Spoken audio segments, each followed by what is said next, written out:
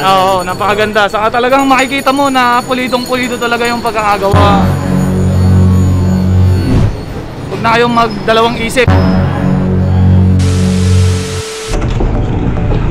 So, morning Kadip. So, may client tayo for today. So, from Bulacan pa to. So, tingnan natin kung ano yung dala nila. Tapos kung ano yung gagawin sa motor nila. Morning sir. Ito yung project ko sa ano motor to sir? NXi 125. NXi 125. So anong gagawin natin dito? Repaint, no?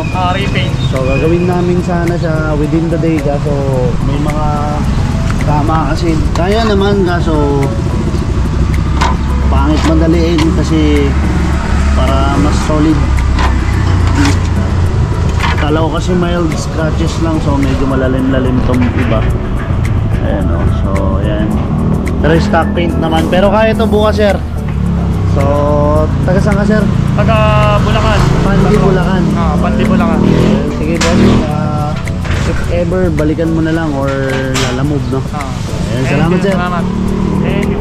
So ayun, what's up mga kadib, ito na yung project natin na MXi. So na primeran na natin to. Okay, so ayan, na-primeran na natin yun, bawat isa. Lahat yan ng panel, so hindi ko na lang naipakita sa inyo dahil sobrang busy. Tapos ito ay, anong ginagawa mo dyan tol? Nanginan. Sige, pakita mo sa kanila para ano. So nilihan namin kasi siya ng wet sanding. Wet sanding namin para mas solid na solid.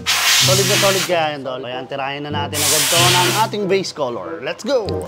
At ayun nga mga kadip, inuumpisahan na natin i-apply yung ating base color dito sa panel ni Bossing dahil black and blue yung combination na gagawin natin dito. At itong project nga pala na to kadip, medyo may katagalan na, literal na matagal na dahil taon na yung nagdaan. Pero pinapangako ko sa inyo na lahat ng project ditong idinadala sa atin ay ilalabas natin sa lahat ng social media account natin hanggang sa YouTube channel. At natapos na nga natin yung pag-apply natin ng base color, kaya ito yung part na to ina-applyan naman natin ngayon ng ating high solid clear itong project natin na to. Within the day dapat tong project na to, pero sa dami ng tama niya, in-advise ko na lang kay Bossing na bukas niya na lang pick upin para solid natin matatapos tong project natin na to. O siya, makipagkwentuhan na tayo kay Bossing at i-flex na natin sa dulo yung final output.